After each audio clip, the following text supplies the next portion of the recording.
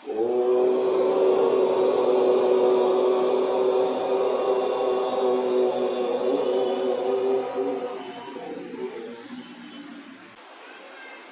पर कंट्रोल करना, द्वेष नहीं करना, उपेक्षा करनी। बचने का तरीका ये है कि यदि हम द्वेष करेंगे तो हमारी मन की स्थिति खराब हो जाएगी, हमको नुकसान होगा। तो हम द्वेष क्यों करें? अपना बचाव रखो, बस उससे दूर रहो।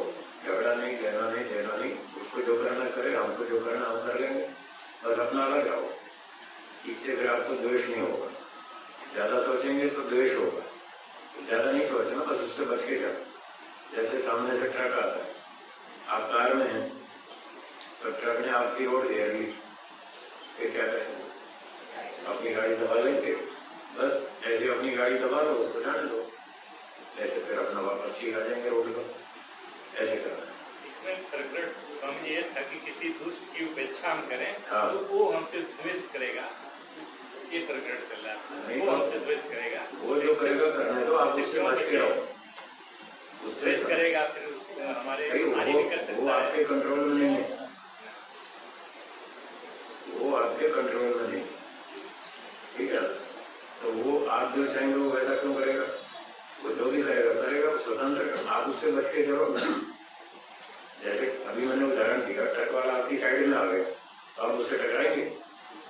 आपकी गाड़ी छोटी है, उसकी बड़ी गाड़ी है, वो आप टकराओगे तो आपको ही मार लगेगी, उसको क्या बिगड़ने वाला? तो जैसे वहां सड़क पर आप उससे नहीं टकराते और अपना बचाव कर लेते हैं, जीवन में भी ऐसे ही करना। जो दुष्ट लोग हैं उनसे अपना बचाव करो, उनको जाने दो, जो करना करने दो, उनसे दूर रहो, उनसे संपर्क नहीं रखना, रिश्तेदारी नहीं रखना, उनसे बच के रहो, तो आप ठीक ठाक जी रहेंगे। टकराएंगे तो आपको नुकसान होगा, ठीक है? आपकी शांति खो जाएगी और आप दुखी हो जाएंगे। उसको तो कोई फर्क पड़ना नहीं, वो तो सारा दिन ऐसे ही रहता है, दुखी रहता है। नुकसान आपको ज्यादा होगा, इसलिए अपना बचाव करें। एक आध शंका और भी बची हुई दोपहर की, वो भी पूरी कर दो। अनलिमिटेड सहन शक्ति कैसे लानी? असंभव है। क्या आप सर्वशक्तिमान है तो अनलिमिटेड कैसे आ जाएगी? असंभव है, अनलिमिटेड नहीं आएगी। बढ़ाएं कैसे, ये कह सकते? अपनी सहन शक्ति को कैसे बढ़ाएं, ये पूछना चाहिए। लिमिट तो होगी, फिर भी कितनी भी बढ़ा लो, एक लिमिट तो आएगी। तो बढ़ाने का तरीका बताया था कि ये देखिए आप किसके साथ व्यवहार कर रहे हैं। सहन करने के नियम बताए थे 3, याद है तो? किसी को याद है? हाँ बताइए। कोई बात नहीं, एक तो कोई बात नहीं, ये 3 नियम बताए थे जो जिनके आधार पर व्यक्ति सहन करता है। छोटी छोटी गलतियों को सहन किया जा सकता है, बड़ी बड़ी नहीं। बोलिए। छोटी छोटी गलतियों को सहन किया जा सकता है, बड़ी बड़ी नहीं। अनजाने में की गई गलतियों को सहन किया जा सकता है, अनजाने में की गई गलतियों को सहन किया जा सकता है। जानबूझकर की गई गलतियों को सहन नहीं करेंगे। जानबूझकर की गई गलतियों को सहन। हाँ, और तीसरा नियम यह है कि 2, 5, 10, 20, 30 गलती सहन कर लेंगे, 250 नहीं। तो आपको देखना है किसके साथ व्यवहार चल रहा है।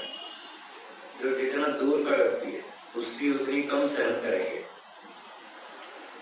कोई बाजार में मिल गया, कोई ट्रेन का यात्री है, बस यात्री है, उसकी अपरिचित है, उसकी तो 1-2 गलती सहन करेंगे, बस उसकी वही लिमिट आ जाती है। कुछ ज्यादा परिचित है, थोड़ा बहुत पड़ोसी है, तो उसकी 5-7 गलती सहन कर लेंगे, फिर सीमा आ जाएगी, सहन शक्ति की सीमा है। फिर जब सीमा आ जाएगी तब उसको वार्निंग देंगे, भाई तो अब सुधर जा, बहुत दिन हो गए तुझे कहते हुए तू मानता नहीं। तो इस तरह उसको सावधान करेंगे। फिर कोई आपका मित्र है, उसकी आप 10-15 गलती सहन कर लेंगे। जितना जितना रिलेशन क्लोज होता जाएगा सहन करनी पड़ेगी। फिर आपके भाई बहन है, उनकी आप 20-30 भी गलती सहन कर लें। एक पत्नी है तो आप उसकी 50 गलती भी सहन कर लें, 50 से आगे नहीं करें, फिर अंत में सीमा आ जाएगी। स्वामी जी, जो जीवन जानने में मर जाते हैं, हाँ, क्या उनका पाप लगता है? अनजाने में जी। हाँ, पाप तो लगेगा। एक आदमी अनजाने में किसी को एक्सीडेंट ठोक दे, ट्रक ड्राइवर किसी बाइक वाले को अनजाने में ठोक दे और उसकी मृत्यु हो गई, तो क्या ड्राइवर अपराधी माना जाएगा या नहीं? माना जाएगा। उसने कोई जानबूझ के थोड़ी मारा है। एक्सीडेंट लगभग अनजाने में ही होते हैं। जैसे कि कोई गाड़ी या साधन चला रहे हैं, कीट पतंग है और जीव भी है। मैंने उत्तर दे तो दिया। कीट पतंग है, कोई जीव है, वो हमारी कार के नीचे दब के मर गया, हमारे पाँव के नीचे चींटियां मर जाती हैं, उसका पाप तो लगेगा, क्यों नहीं लगेगा? बिल्कुल, हमारे पाँव से मरा तो हमको दोष लगेगा, जिसके पाँव से मरेगा उसको दोष ये लगेगा। तो पूरा जीवन होता ही रहेगा। होता ही रहेगा, इससे तो बच नहीं सकते। बोलिए। हाँ, उसका थोड़ा पाप लगता है, मजबूरी है वो। इसीलिए तो पंचमहायज्ञ का विधान किया कि जितनी गलती हो रही है तो न चाहते हुए भी हो रही है। महर्षि मनु जी ने कहा, पंचसूना गृहस्थस्य, गृहस्थ व्यक्ति को 5 स्थान पर न चाहते हुए भी हिंसा करनी पड़ती है। झाड़ू पोछे में, उखल मुसल में, पानी का घड़ा भरते हैं, उसमें भी चींटियां बह जाती हैं, मर जाती हैं, और चूल्हा जलाते हैं, उसमें भी होता है। ऐसे 4-5 जगह पर हिंसा होती है, न चाहते हुए भी होती है। तो उन्होंने कहा, भाई देखो, जब आपसे हिंसा हो ही रही है, कुछ रोक ही नहीं सकते उसको, वो तो होनी ही है, तो इतना तो दंड मिलेगा जहाँ जहाँ गलती हो रही। तो उन्होंने कहा, भाई थोड़ा पुण्य भी कमा लो, इसलिए पंचमहायज्ञ का विधान किया। 5 महायज्ञ कर लो, थोड़ा पुण्य भी मिल जाएगा। जो गलतियां हो रही हैं उसके डंडे खाएंगे, और जो पुण्य करेंगे उसके लड्डू मिलेंगे। थोड़े डंडे भी खाओ, थोड़े लड्डू भी खाओ, ऐसा। इसीलिए पंचमहायज्ञ का विधान किया कि वो भी कर लो।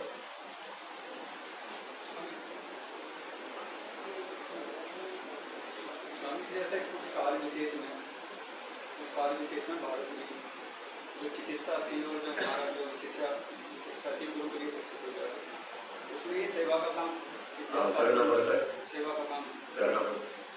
चलता भी है ये हिंदुस्तान में जो गुरुकुलीय शिक्षा। हाँ, वहाँ भी होता है। तो अब जैसे इन्होंने ये व्यवसाय बना दिया है आपके चिकित्सकों ने, और जिन्होंने पढ़ाई वालों ने, जो ये कॉन्वेंट स्कूल वगैरह, इनको इस वक्त तो स्टूडेंट भी देते। क्या व्यवसाय बना लिया? जैसे पैसा कमाना इसके माध्यम से, जैसे चिकित्सा और सेवा होती है। हाँ, चिकित्सा थी तो सेवा, और उसको व्यवसाय बना लिया तो पाप लगेगा, दंड मिलेगा उसको, बिल्कुल मिलेगा। शिक्षा वालों ने उसको व्यवसाय बना लिया, स्कूल कॉलेज खोल लिए, और शिक्षा पढ़ाना उनका उद्देश्य कम है, पैसे कमाना ज्यादा, तो ये अपराध। पैसे तो रोटी खाने के लिए चाहिए, और आप न्याय से पैसे रखो, उतने रखो जिससे आपकी दाल रोटी चल जाए बस। और मुख्य तो विद्या का प्रचार है कि आने वाली पीढ़ी को बुद्धिमान बनाओ, धार्मिक बनाओ, सदाचारी बनाओ। शिक्षा में ये सारी चीजें अंतर्गत आती है। केवल किताब नहीं पढ़ानी, केवल डॉक्टर नहीं बनाना, पहले इंसान बनाओ फिर डॉक्टर बनाओ। आज डॉक्टर तो बहुत बन रहे, इंसान तो बन ही नहीं रहे, इंसानियत तो खत्म हो रही। तो ये उन टीचर्स को दंड मिलेगा जो केवल डॉक्टर बनाते हैं, केवल इंजीनियर बनाते हैं, केवल वकील बनाते हैं, केवल पायलट बनाते हैं, और इंसानियत नहीं सिखाते। तो उनको सबको दंड मिलेगा, वो अपनी ड्यूटी अधूरी है, उनकी पूरी नहीं कर रहे। ऐसे ही उनका उद्देश्य पैसे कमाना हो गया तो वो गलत है, उसका भी दंड मिलेगा। डॉक्टरों का भी, टीचर्स का भी, सबका। जो गलती कर रहे हैं उनको सबको दंड मिलेगा। दंड से बचना हो तो मेरी लाइन में आ जाओ।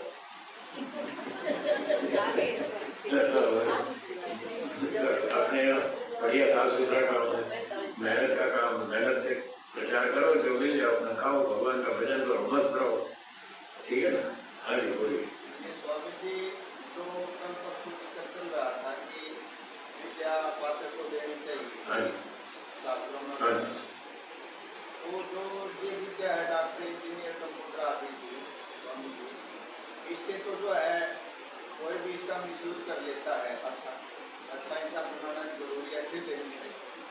लेकिन जो ये वेद की ये विद्या है, आध्यात्मिक विद्या स्वामी जी, इससे तो व्यक्ति का सुधार ही होता है। उसकी भूलों का पता चलता है, गलतियों का पता चलता है, और वो फिर अच्छा इंसान बनता है। तो इसका तो दुरुपयोग होने कोई इसकी कहाँ संभावना। रावण को देखो, उसने दुरुपयोग किया। उसके पास आध्यात्मिक विद्या कहाँ थी स्वामी? क्यों? 4 वेद पढ़ा हुआ था, 4 वेद पढ़ा हुआ था। वो सब ज्ञान को था। तो वही तो मैं कह रहा हूँ, यही तो कह रहा हूँ। वो शाब्दिक ज्ञान प्राप्त करके दुरुपयोग करेगा, वास्तविक ज्ञान उसने प्राप्त नहीं किया। तो ये सारी विद्या पढ़ के वो उसका मिसयूज किया।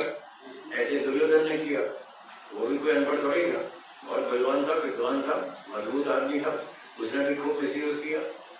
जब किसी के पास धन, बल, विद्या, बुद्धि, सत्ता, शक्ति, संपत्ति आ जाती है तो उसकी खोपड़ी खराब हो जाती है, उसकी बुद्धि नष्ट हो जाती है अभिमान के चक्कर में।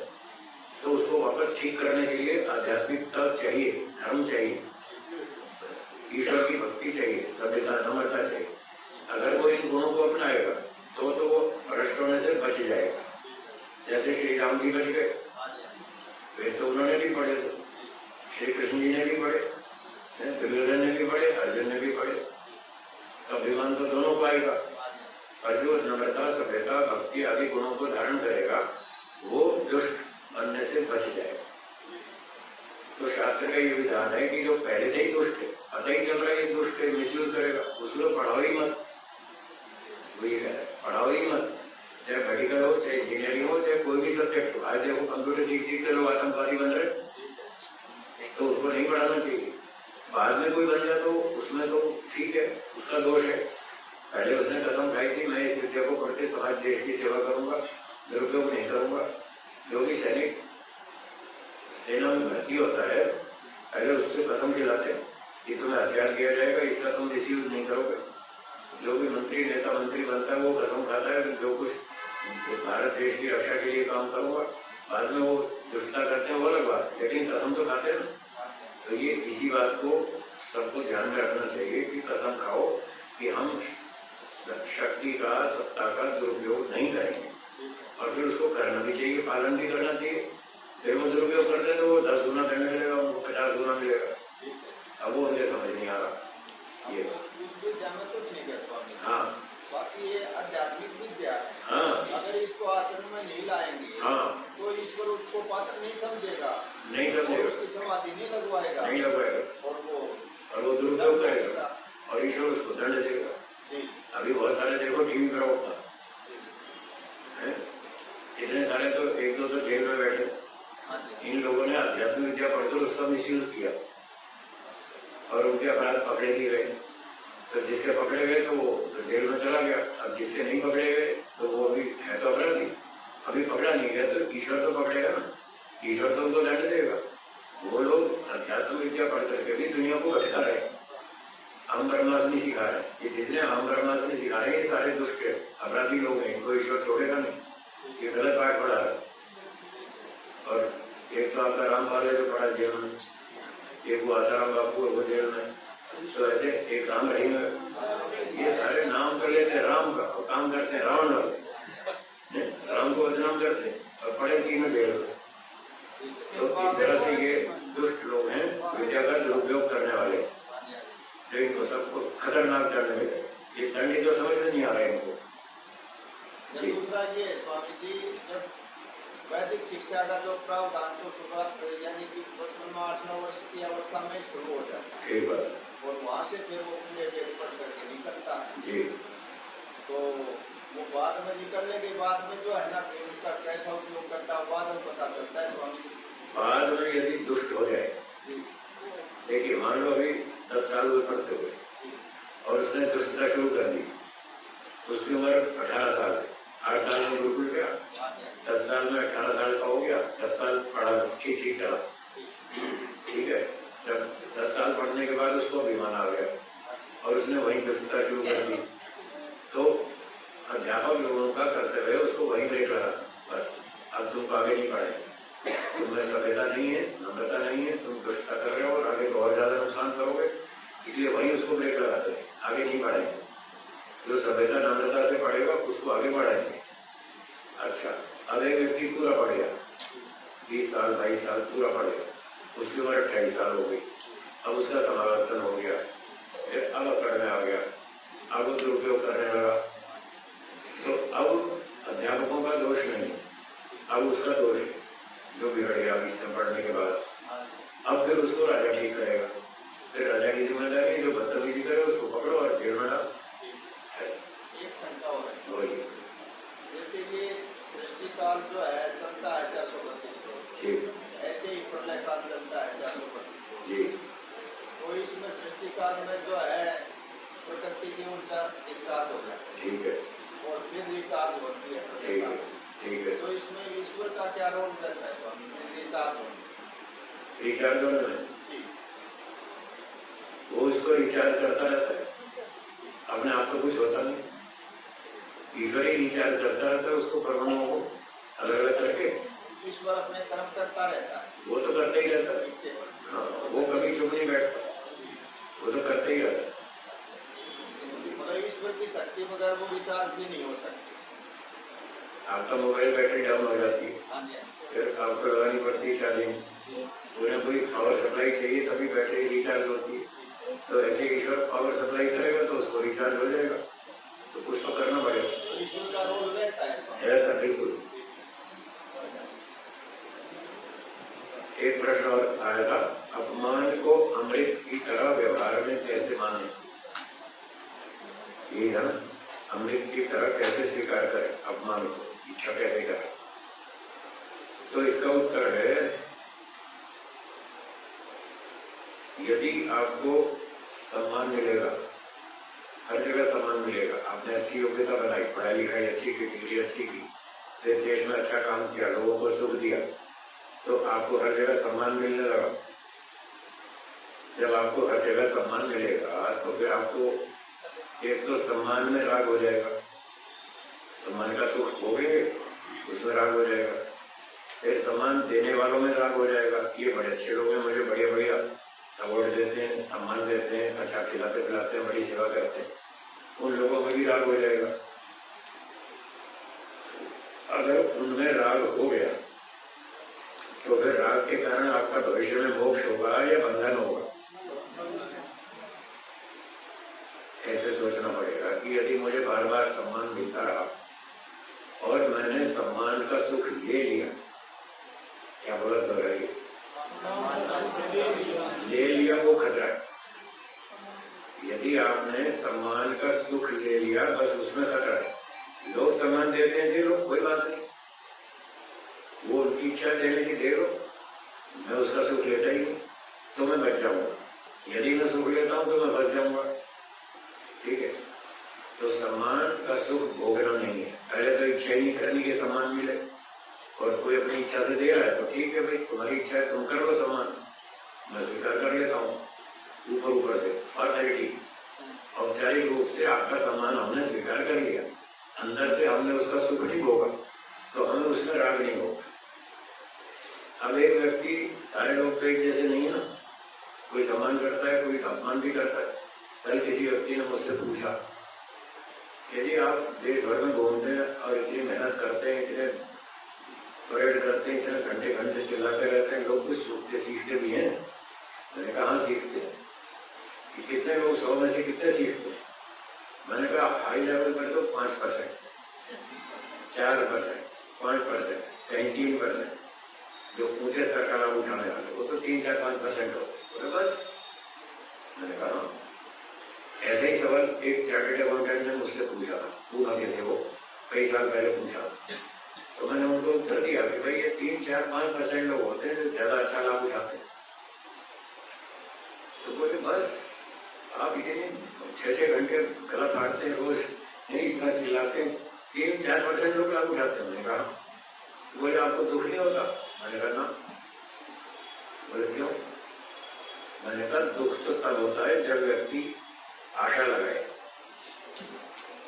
एक्सपेक्टेशन, तब दुख होता है। एक्सपेक्टेशन उसने कर ली, 50 लोग तो सुधरेंगे और सुधरेंगे 5, फिर वो दुखी होगा कि मैंने तो 50 सोचे थे, यहाँ तो 5 ही सुधरे, अब उसको झटका लगेगा। तो मैंने कहा मैं एक्सपेक्टेशन रखता ही नहीं, मैं इतनी ही सोचता हूँ कि ये 100 में से 5 ही सुधरेंगे। तो मैं जब 5 की आशा रखता हूँ और 5 सुधर जाते हैं तो मुझे कोई तकलीफ नहीं, मुझे कोई दुख नहीं होता। मैं कहता हूँ मैं 1 हूँ और ये 5 सुधर गए तो 5 गुना लाभ हुआ। हाँ या ना? तो रिजल्ट तो 500% है, फिर दुखी होने की क्या बात। मैं 1 हूँ और मेरे पढ़ाने से 5 लोग सुधरे तो 500% रिजल्ट है, तो फिर इसमें दुखी होने की क्या बात। तो मैं ऐसे सोचता हूँ, इसलिए मुझे कोई दुख नहीं होता।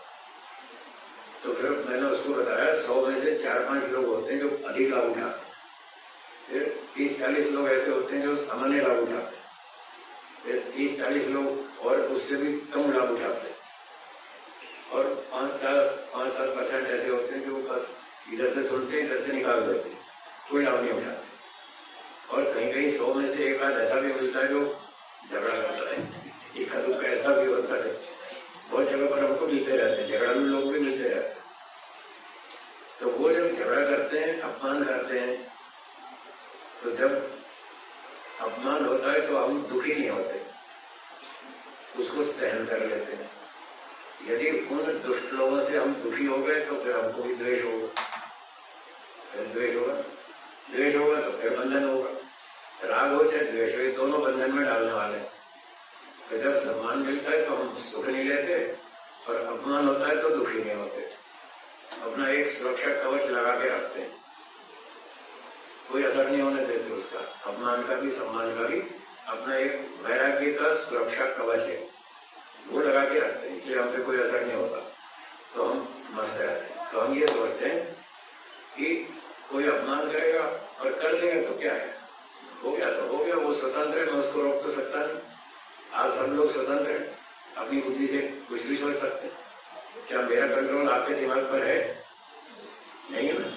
हर व्यक्ति स्वतंत्र है, कुछ भी सोचेगा तो सोचो। और अगर 2-4 लोगों ने अपमान कर भी दिया तो उससे मेरा वैराग्य और बढ़ेगा। क्या बोला? कोई अपमान करेगा तो मेरे मन में क्या आएगा कि कैसे बेकार लोग, इनको सभ्यता ही नहीं, तमीज ही नहीं। तो एक ने अपमान किया तो उससे मुझे ये विचार आएगा कि कैसे बेकार लोग। फिर दूसरे ने किया तो ये भी ऐसा ही, तीसरे ने किया वो भी ऐसे ही, चौथा भी ऐसे ही। ये बेकार लोगों की दुनिया, क्या करेंगे यहाँ रह के, जल्दी निकलो यहाँ से। तो उससे हम ये फायदा उठाते हैं। हाँ जी, शहरी भी समझ में आया ना। तो जब अपमान होता है तो हम उससे ये फायदा उठाते हैं कि ये बेकार लोगों की दुनिया है, इनको समझ ही नहीं आता मैं क्या कहना चाहता हूँ, बात को समझते ही नहीं, और उल्टा उल्टा लड़ाई झगड़ा करते हैं।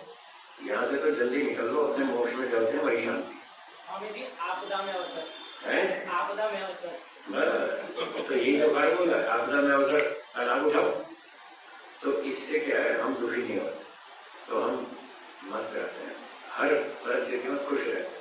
बस यही तो यम नियम में बताया, संतोष का पालन करो, तपस्या करो, सहन करो, इस तरह से।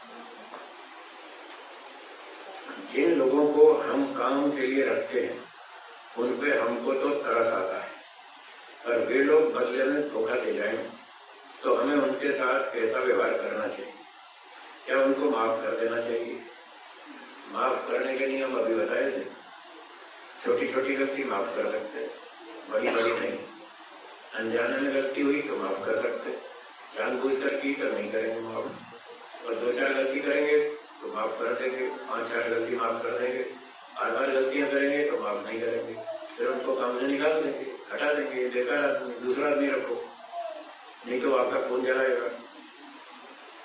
आप बार गलतियां वो करता रहेगा तो आपका खून जलेगा, तो अपना खून क्यों जलाओ? जो नहीं सुधरता उसकी छुट्टी करो, दूसरा आदमी रखो, इस तरह से करें। चलिए, हो गया शंका समाधान? थोड़ा सा पढ़ भी लें। चलिए, निकालिए पुस्तक। इतने पदार्थ हो गए। छल छल की बात हो रही थी ना, ये तो आवाज छल हो रहा है। छल भी हो गया, छल हो गया, आगे है एक और शंका आ गई, आत्मा और परमात्मा की अनुभूति में क्या अंतर है?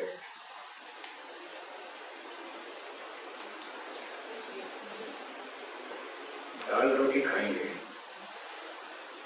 उसका जो सुख मिलेगा, और गुलाब जामुन खाएंगे उसका जो सुख मिलेगा, दोनों में कुछ अंतर है या नहीं? है ना? तो जैसे दाल रोटी खाने के सुख में और गुलाब जामुन खाने के सुख में अंतर है, ऐसे परमात्मा की अनुभूति, आत्मा की अनुभूति होगी तो दाल रोटी जैसा है, और परमात्मा की अनुभूति होगी तो गुलाब जामुन जैसा सुख मिलेगा। ये अंतर है। स्वामी जी, जैसे आप कहते हैं कि मिठाई खाओ उसका सुख ना लो, ना लो, तो मिठाई खाएंगे तो स्वाद तो आएगा ही, जैसे स्वाद आएगा, स्वाद तो आएगा, उसको नहीं रोक सकते। मीठा लगेगा, खट्टा लगेगा, कड़वा तीखा जैसा भी है वैसा लगेगा, स्वाद को नहीं रोकना। स्वाद के बाद अगला स्टेप है सुख लेना, उसको ब्रेक लगानी है। वो कैसे लगती है? सुनिए, वो कैसे लगती है। आपने नींबू का अचार खाया, खट्टा अच्छा लगता है ना? तो आपने जैसे ही नींबू का अचार मुंह में डाला तो रसना इंद्रिय का काम है, वो तो बताएगी ये खट्टा है ये मीठा है। तो जब अचार मुंह में डाला तो रसना इंद्रिय ने कहा ये खट्टा है और ऐसा ऐसा टेस्ट है। मन और इंद्रियों से मिलकर आत्मा ने विचार कर लिया इसका ऐसा ऐसा स्वाद है, ठीक है, यहाँ तक कोई आपत्ति नहीं। जब आपने अचार खाया, मिठाई खाई, तो अब ध्यान देंगे, ये खाने के बाद आप मन में एक वाक्य और बोलते हैं, वाह बस यही खतरा है, यही खतरा है। अगर आप ऐसा बोलते हैं वाह मजा आ गया, तो समझो आपने सुख लिया। इसको ब्रेक लगानी, मन में ये नहीं बोलना कि वाह मजा आ गया, बहुत बढ़िया, क्या बात, ऐसी खीर 6 महीने बाद मिली, 6 महीने इतनी बढ़िया स्वादिष्ट खीर नहीं मिली, आज तो मजा आ गया, आज तो मटर पनीर कैसा था, वाह मजा आ गया। बस ये नहीं बोलना। अगर बोल दिया मजा आ गया तो समझो खतरा है। इसका अर्थ है आपने सुख लिया।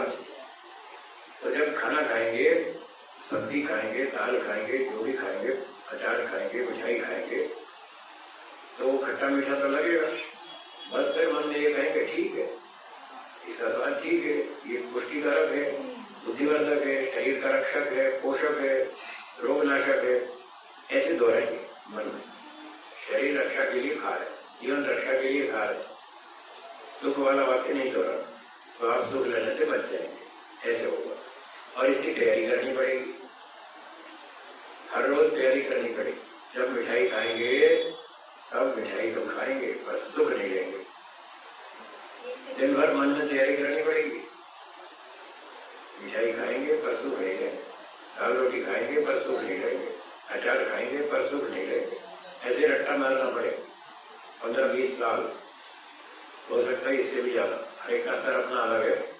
मुझे तो 15 साल लगे इस काम में। 15 साल तक पूरे दिन रोज रटता रहता था। गुरु जी ने सिखाया था कि मन में रटो, दिन भर रटते रहो, अपना पढ़ाई कर लो, पढ़ाई के बाद जब फ्री हो गए फुर्सत में तो यही रटते रहो। मिठाई खाएंगे पर सुख नहीं लेंगे, दाल चावल खाएंगे पर सुख नहीं लेंगे, ड्राई फ्रूट खाएंगे पर सुख नहीं लेंगे, घी मक्खन मलाई खाएंगे पर सुख नहीं लेंगे। तो मैं दिन भर 15 साल तक ऐसे रटता रहा। जब 15 साल के बाद मैं जीत गया, फिर मुझे कॉन्फिडेंस आ गया, अब मैं खा सकता हूँ और बिना सुख लिए खा सकता हूँ। तो पहले गुरुजी ये बात कहते थे मैं मिठाई खाता हूँ और सुख नहीं लेता। तो मैं नया था तो मुझे समझ नहीं आई। मैंने कहा गुरुजी ऐसा कैसे हो सकता है, जैसे आपको समझ में नहीं आ रही मुझे भी नहीं आती थी। मैंने कहा गुरुजी ऐसा कैसे हो सकता है, आदमी मिठाई खाए और सुख ना ले, मुझे तो समझ में नहीं आया। समझाइए। तो उन्होंने ऐसे ऐसे समझाया और ऐसे ऐसे उपाय बताए कि मन में रट्टा लगाओ कि मिठाई खाएंगे पर सुख नहीं लेंगे, ये मन का विज्ञान। तो फिर मैंने रट्टा लगाना शुरू किया। फिर एक उपाय बताया कि कभी कभी ऐसी चीजों को खाना बंद कर दो 15 दिन के लिए, महीने भर के लिए। भाई मिठाई नहीं खाएंगे 1 महीना, चीनी और चीनी से बनी कोई मिठाई नहीं खाएंगे 1 महीने के लिए। तो महीने भर मत खाओ और अपना परीक्षण करो, देखो आपको कैसा लग रहा है। बिना मिठाई खाए जीवन कैसा लग रहा है, सरल लग रहा है, कठिन लग रहा है, कष्ट हो रहा है, नहीं हो रहा है, क्या हो रहा है, परीक्षण करो। तो ऐसे ऐसे बहुत सारे एक्सपेरिमेंट किए कभी मिठाई बंद कर दी, कभी दूध बंद कर दिया, कभी ड्राई फ्रूट बंद कर दिया, कभी घी बंद कर दिया। सब कुछ था हमारे पास डब्बे में, सब खा सकते थे, पर समस्या के लिए हमने ये बंद कर दिया, नहीं खाएंगे। ये दूसरा उपाय। और तीसरा उपाय ये बताया कि फरमाइश मत करो। क्या बोलो? फरमाइश मत करो। आज पकौड़े बनाओ, आज खीर बनाओ, आज हलवा बनाओ, आज ये बनाओ, आज वो बनाओ, कुछ नहीं, जो भी मिल जाए चुपचाप खा लो। तो तब से 40-45 साल हो गए, तब से ये नियम चल रहे मेरे, और मैं रोज इन नियमों का पालन करता हूँ। कभी भोजन के लिए लोग पूछते हैं गुरु जी क्या खाएंगे, मैं कहता हूँ मैं फरमाइश तो करता नहीं, जो आप खिलाओगे खा लेंगे। ऐसे कभी यूँ कह देता हूँ जो आप खाओगे वो हम खा लेंगे, बस सादा भोजन बना लो। हाँ जी बोलिए। स्वामी जी, अगर हम ये रत्ता लगाएं कि हमें मोक्ष चाहिए, बस हमारा जो कलम से मोक्ष है, तो हम वैराग्य हो जाएगा 10-20 साल में ना। मोक्ष चाहिए ऐसा कहने से वैराग्य नहीं होता। संसार में दुख देखना पड़ता है तब वैराग्य होता है, क्योंकि दुख को कोई नहीं चाहता। आपको संसार में दुख भोगना पड़ता है, जब दुख आता है तब विचार करें ये तो बहुत झंझट है, ऐसा दुख तो हम भोगना नहीं चाहते, छूटो यहाँ से। तो ये बार बार ये दोहराना पड़ेगा, चारों तरफ दुख है, कहीं भी सुख नहीं है। एक वस्तु में एक सुख मिलता है, 4 दुख मिलते हैं। हर चीज में ऐसे रट्टा लगाना पड़ेगा, बुद्धि से विचार करना पड़ेगा।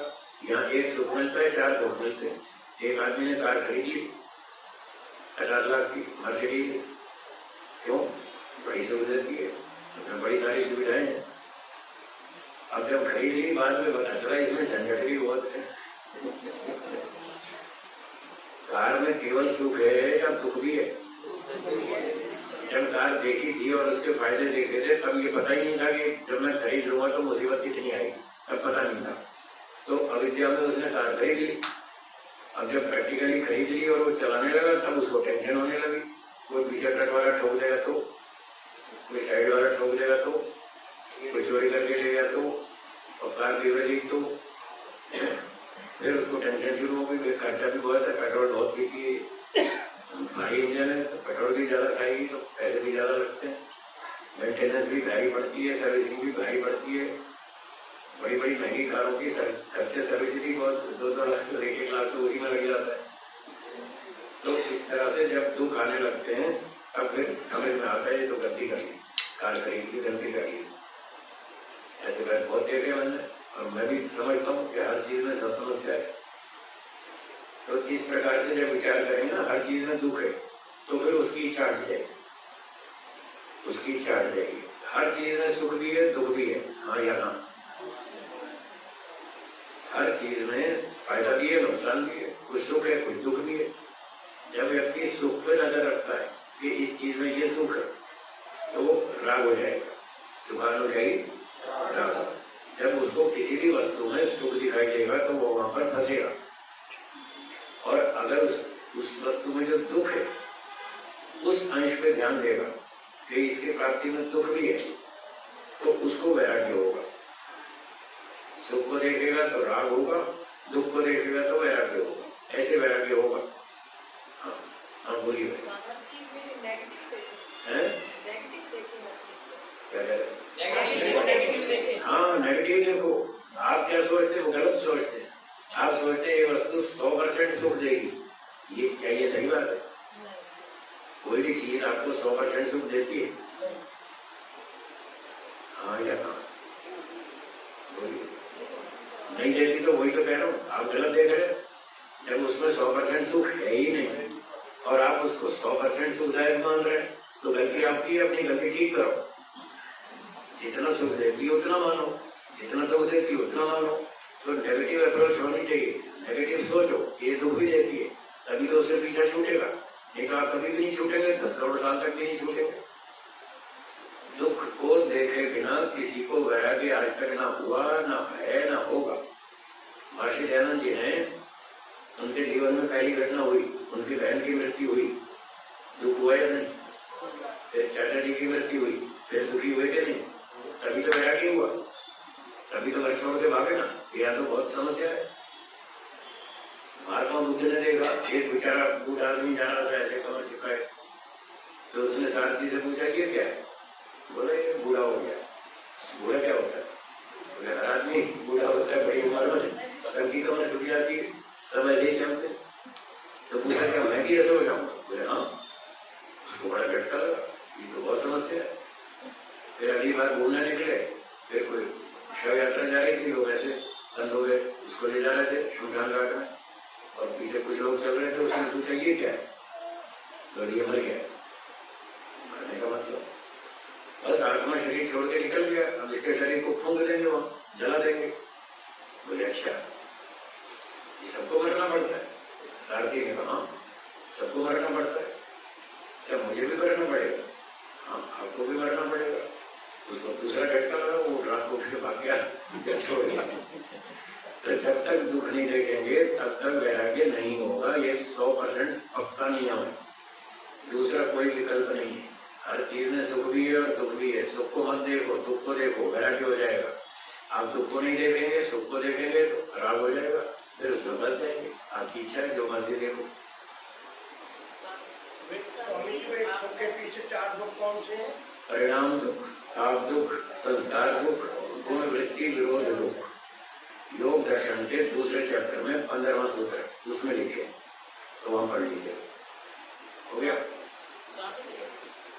आपने कहा कि जो खाने में है उसमें फरमाइश ना करें। पुरुषों ने तो फरमाइश करनी बंद कर दी, और वो भोजन के लिए कहे कि जो कुछ मर्जी बना लो। ठीक है। अब महिलाओं को तो वो तो अपना समस्या है उनके लिए, तो वो तो अपनी इच्छा से बनाएंगे। उनकी तो इंटरनेशनल समस्या, इंटरनेशनल समस्या। शाम को क्या बनेगा? ये कोई एक दिन की रोज की समस्या। उसका मैं रास्ता बताता हूँ। अगर पुरुष लोग कहते हैं कि हमें कोई फरमाइश नहीं, वो 2 तरह से कह सकते हैं। एक तो पत्नी से नाराज है इसलिए कहता है जो मर्जी बना, ऐसे तो वैराग्य नहीं होता। अगर कोई व्यक्ति सच में साधना करना चाहता है और वो फरमाइश से बचना चाहता है, और वो कहता है तुम्हें देख लो, तुम्हारा डिपार्टमेंट है, जो समझना है बना लो, मैं बार बार रोज नहीं फरमाइश करता, मुझे अपना अभ्यास करना है। तो अगर वो ऐसा कहे तो फिर स्त्रियों के लिए समाधान ये है कि वो जितनी भी चीजें हैं ना, पूरा एक वो टेबल बना ले। सोमवार नाश्ते में उपमा बनेगा, मंगलवार नाश्ते में पोहे बनेंगे, बुधवार नाश्ते में पराठा बनेगा, गुरुवार नाश्ते में खीर बनेगी।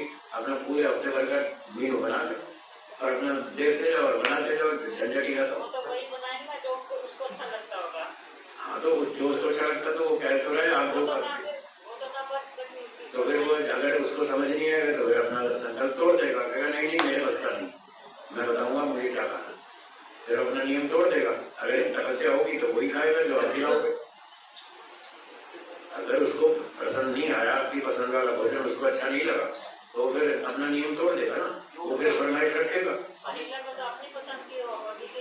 जो मुझे पसंद है मैं वही बनाऊं, जो पसंद है वो बनाएगी। नहीं तो उनकी पसंद का भी ध्यान रखो ना, वो बोलता नहीं है और उसको अच्छा तो लगता ही है, तो उसकी पसंद का ध्यान रख के वो चीजें भी बनाओ, कुछ अपनी पसंद की, कुछ उनकी पसंद की, कुछ बच्चों की पसंद की, सबके पसंद की चीजें भारी भारी से बनाते रहो।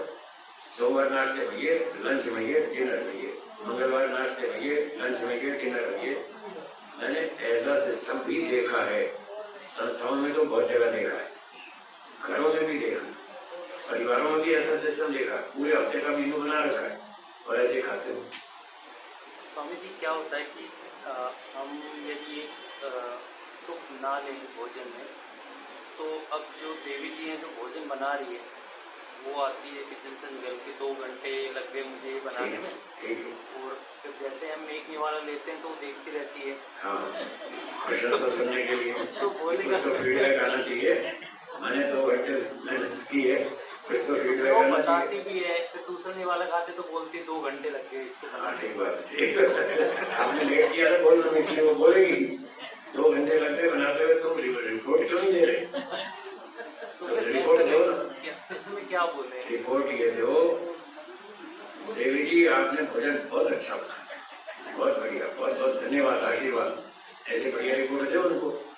इसका मतलब ये थोड़ी है कि आप सुख भी ले रहे हैं। आपने भोजन की प्रशंसा की, पकाने वाले की प्रशंसा की है। इसका अर्थ ये नहीं कि आपने सुख भी लिया। मैं रोज करता हूँ, अभी मैंने बताया ना 45 साल से मैं फरमाइश नहीं कर रहा, जो मिलता है चुपचाप खा लेता हूँ और लोग बढ़िया बढ़िया खिलाते हैं। अपने घर में उतना अच्छा नहीं खाते जितना अच्छा मुझे खिलाते।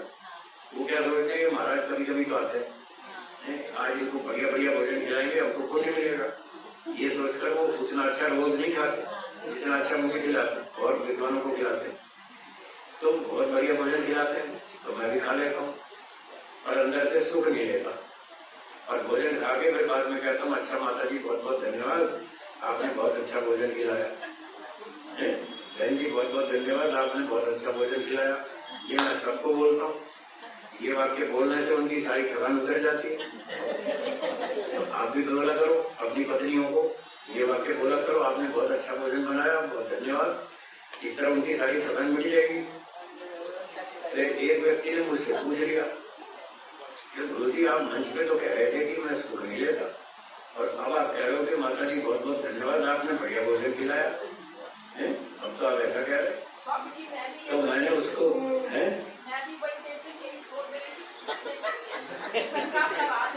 यही सोच रही थी कि जब मैं कहता हूँ मैं सुख नहीं ले रहा, नहीं लेता, और फिर मैं कह रहा हूँ कि माता जी धन्यवाद आपने बढ़िया भोजन खिलाया, तो आपके मन में शंका तो आएगी ना कि जब बढ़िया भोजन कह रहे तो कुछ तो सुख लिया ही होगा।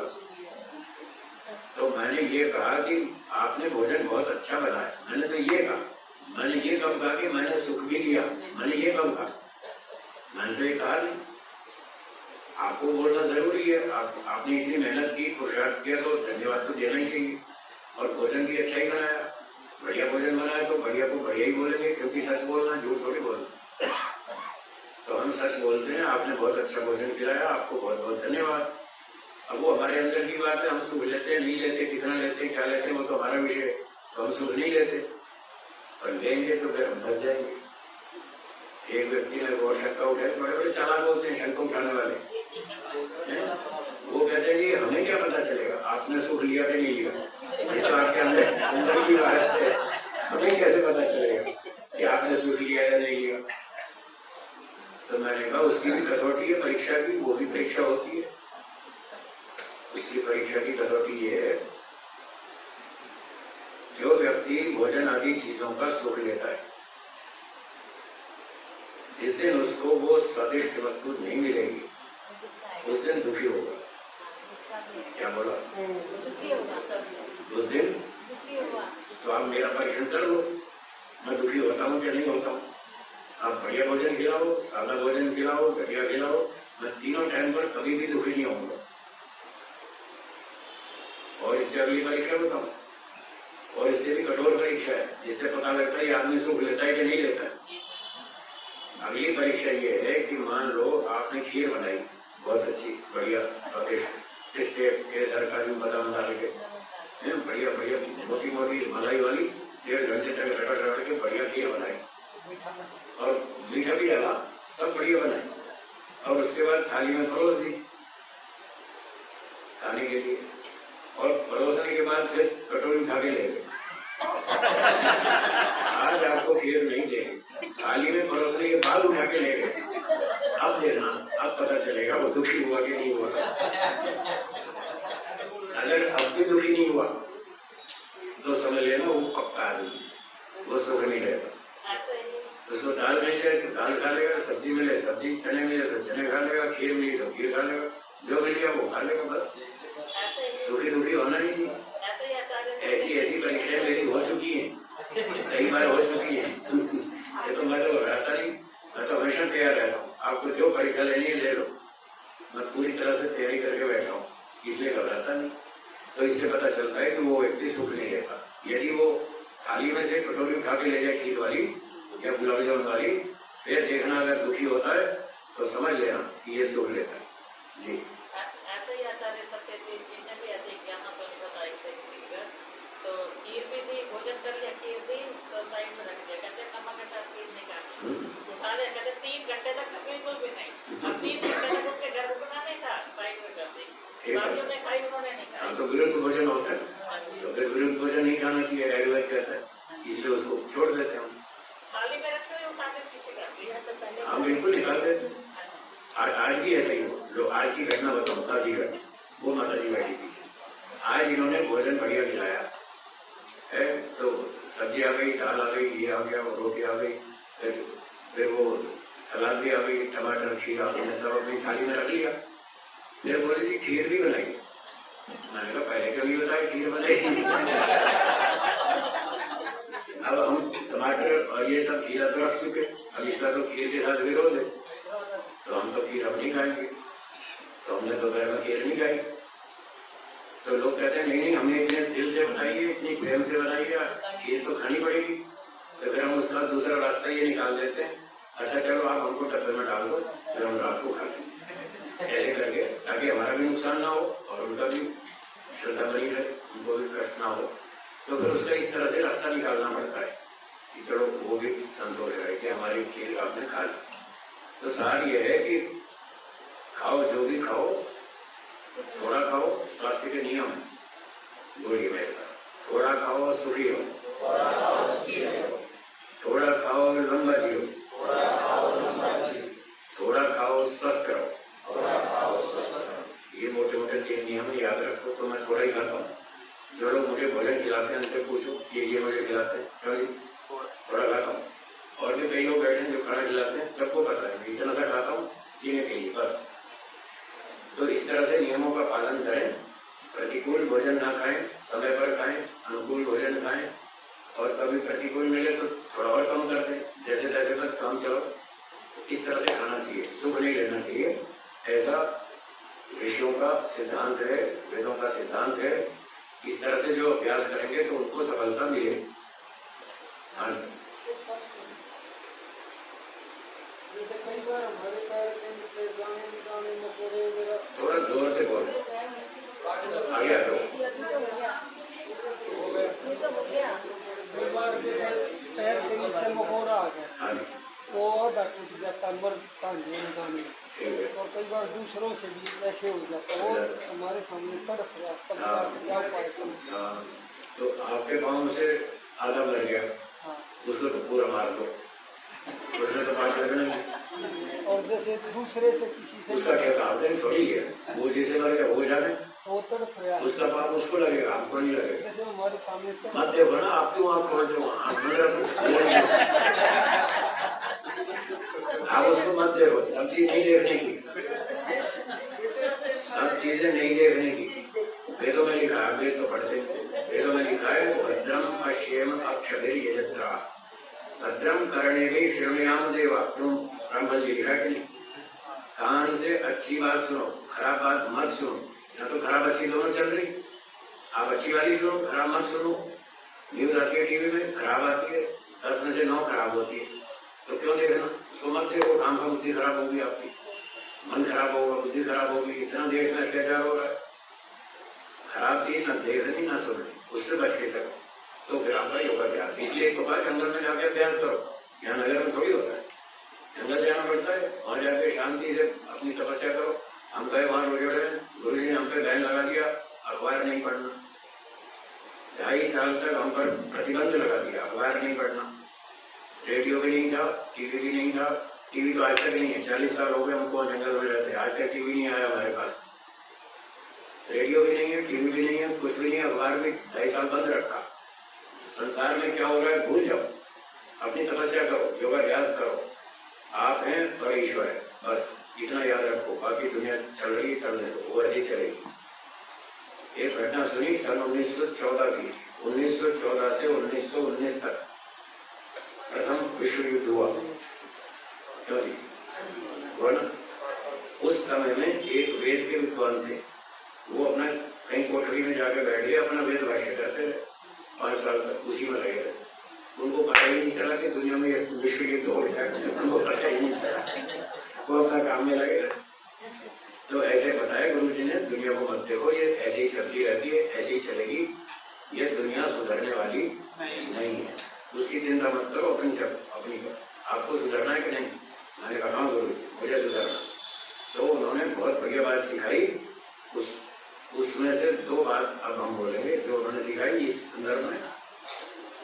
ये सिखाई, आप भी बोलिए, दुनिया सुधरे या न सुधरे, हम जरूर सुधरेंगे। दुनिया सुधरे या बिगड़े, हम नहीं बिगड़े। तो गुरु जी ने ये सिखाया कि तुम अपना ध्यान रखो, तुम मत बिगड़ जाओ, नहीं तो तुम्हारा विनाश हो जाए। मैंने कहा ठीक है गुरु जी, स्वीकार।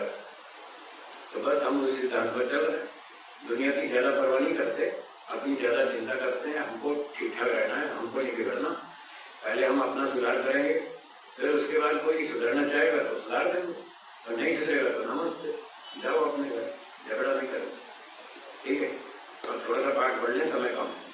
चलिए खोलिए पुस्तक 15वां पदार्थ, जाति। जाति शब्द पृष्ठ है 26, पुस्तक पृष्ठ 26। जाति शब्द के अनेक अर्थ हैं। प्रचलित अर्थ है गोत्व, अश्वत्व, मनुष्यत्व आदि। जैसे हम कहते हैं गौ जाति, घोड़ा जाति, मनुष्य जाति, ये जाति शब्द है, ये प्रचलित अर्थ है।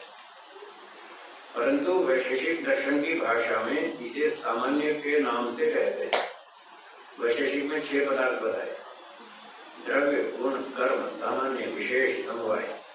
तो जो चौथे नंबर पे है सामान्य, उसको जाति कहते हैं, गोत्व, अश्वत्व आदि। तो फिर कहते हैं न्याय दर्शन में जाति शब्द का ये अर्थ भी है।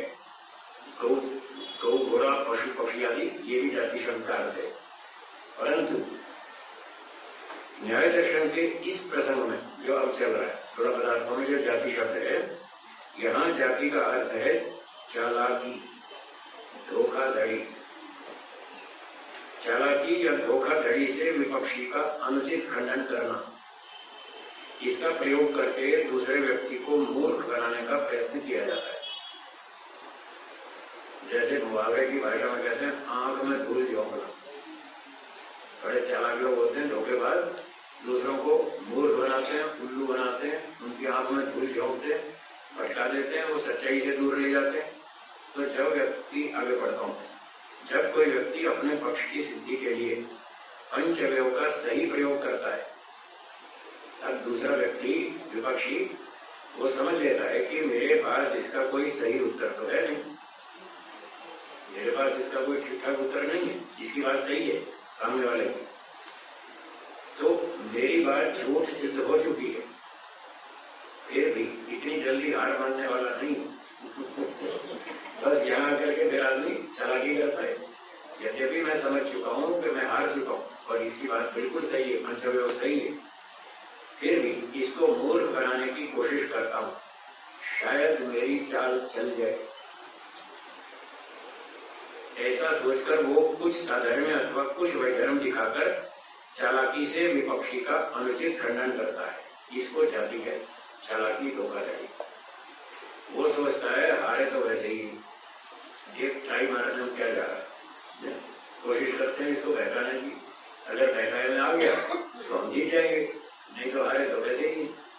ये सोचकर वो चालाकी करता है और उसको मूर्ख बनाने की कोशिश करता है। इसका उदाहरण, वादी द्वारा वैधर्म से स्थापना। वादी ने अपने पक्ष की स्थापना की वैधर्म से, जो आप पहले पंचअवयव पढ़ चुके। शब्द अनित्य है, उत्पत्ति धर्म वाला होने से जो जो वस्तु अनुत्पत्ति धर्म वाली होती है वह नित्य होती है, जैसे आत्मा। ठीक है, अब आत्मा के समान शब्द अनुत्पत्ति धर्म वाला तो नहीं है,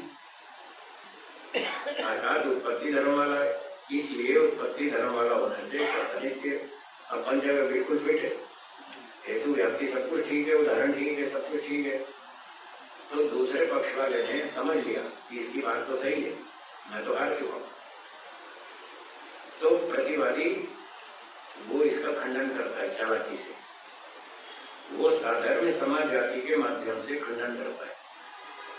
स्थापनावादी ने उदाहरण के वैधर्म से स्थापना की, जब वो वैधर्म से स्थापना करता है तो जातिवादी साधर्म से खंडन करता है। अब उसका खंडन देखिए, वो कहता है शब्द नित्य है, अस्पर्श वाला होने से, ये हेतुभास से जो हम पढ़ चुके, अस्पर्श वाला हेतुभास था ना, तो जाति का आधार लगभग ये हेतुभास होते हैं अधिकतर। तो अस्पर्श वाला होने से शब्द नित्य है, जो वस्तु अस्पर्श वाली होती है वो अनित्य होती है, जैसे आत्मा। आत्मा के समान शब्द भी अस्पर्श वाला है, इसलिए अस्पर्श वाला होने से शब्द नित्य है। अब इसने यहाँ जाति का प्रयोग किया, चालाकी की। ऐसे चालाकी से किया गया अनुचित खंडन जाति कहलाता है। अब आप में से कोई बताएगा चालाकी क्या हुई? देखने में तो सब ठीक ही लग रहा है। अस्पर्श वाली वस्तु नित्य होती है जैसे आत्मा, और शब्द भी आत्मा के समान है। साधर्म दिखा के उसने शब्द को नित्य सिद्ध करने का प्रयास किया।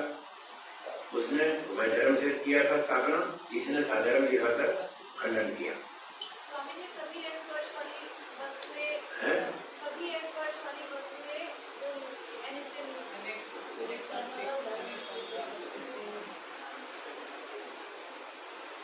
सीधा उदाहरण सभी अस्पर्श वाली वस्तुएं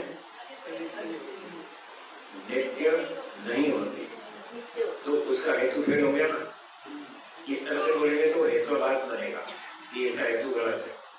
अब उसको जाति के रूप में प्रस्तुत करना है, इसलिए हम जाति के नाम से खंडन किया है, तो हमको उस एंगल से बताना पड़ेगा कि आपने कहाँ गड़बड़ की है, क्या चालाकी की है।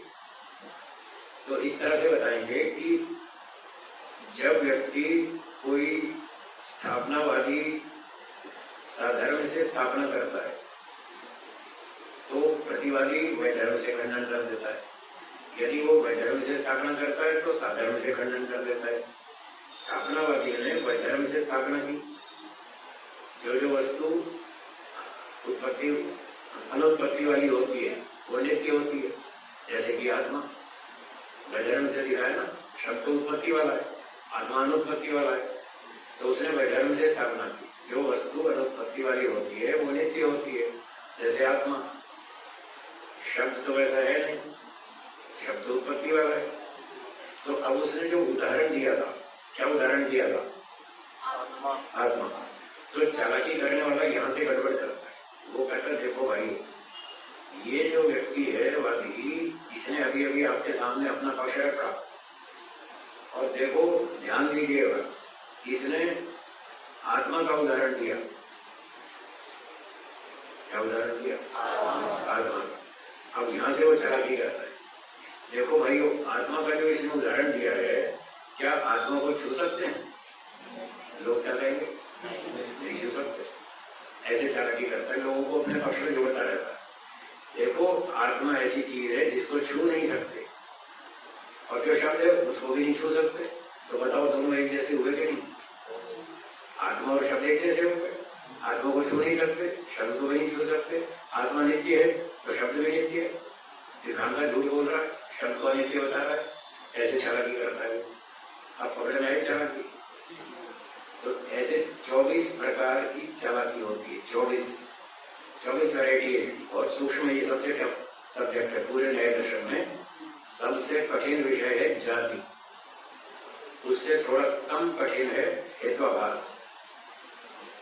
तो ये दो विषय बहुत कठिन है। तो ये जाति कुछ तो पकड़ने आई चालाकी। तो उसने जब आत्मा का उदाहरण दिया वैधर्म से, तो इसने आत्मा के साथ साधर्म दिखा दिया शब्द का। अब वो यदि साधर्म से स्थापना करता है तो ये वैधर्म दिखा के खंडन कर देगा। अब साधर्म वाला सुनिए, शब्द नित्य है, उत्पत्ति वाला होने से जो वस्तु उत्पत्ति वाली है वो सब अनित्य होती है। जैसे घड़ा, घड़े के समान शब्द भी उत्पत्ति वाला है, इसलिए उत्पत्ति वाला होने से शब्द अनित्य है। अब स्थापना उसने की साधर्म से।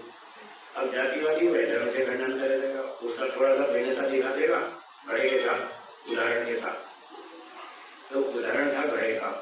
अब वो जातिवादी चालाकी से क्या बोलता है? देखो भाइयों, अब यदि इसने घड़े का उदाहरण दिया, हाँ या ना? हाँ। तो घड़े का उदाहरण दिया, घड़ा तो आंख से दिखता है, बोलो दिखता है कि नहीं? तो शब्द क्या आंख से दिखता है? शब्द तो नहीं दिखता। घड़ा तो दिखता है, शब्द तो नहीं दिखता। घड़ा भले ही अनित्य हो, शब्द कैसे अनित्य हो जाएगा? शब्द उस जैसा तो है ही नहीं। ये चालाकी। अब उसको खंडन तो ये करना चाहिए था जो उसने हेतु रखा, खंडन तो उसका करना चाहिए। उस हेतु को तो उसने छुआ भी नहीं। उसको पता है, वो समझ चुका है हेतु इसका सही है, एकदम सही है। अगर मैं इसको छूऊंगा तो मुझे 440 वोल्ट का करंट लगेगा, मैं तो मर जाऊंगा। तो उसको पता है इसका हेतु सही है, तो हेतु को तो मैं छू नहीं सकता, इसलिए वो हेतु को नहीं छुएगा, उसको घोटाला करने का चांस मिलेगा उदाहरण में, इसलिए उदाहरण को पकड़ के उसने घोटाला कर दिया। तो इसका नाम है जाति। कुछ कुछ तो पकड़ में आया होगा, बस ऐसे बार बार आगे पढ़ेंगे, धीरे धीरे समझ में आएगा। समय हो गया, एक बचा निग्रस्था है, बता दूं कर देते, पढ़ लीजिए। अंत में है निग्रस्थान 16वां पदार्थ। बातचीत में एक व्यक्ति जब अपने पक्ष की सिद्धि प्रमाण, तर्क या पंचअवयव आदि के माध्यम से ठीक ठीक कर देता है, जैसे अभी किया था, पंचअवयव ठीक ठीक कर दिया, शब्दादित्य, तब यदि दूसरे व्यक्ति यानी प्रतिवादी को कोई उत्तर ठीक से नहीं सूझता, तो ऐसी स्थिति में या तो वो चुप रहता है, कुछ भी उत्तर नहीं देता,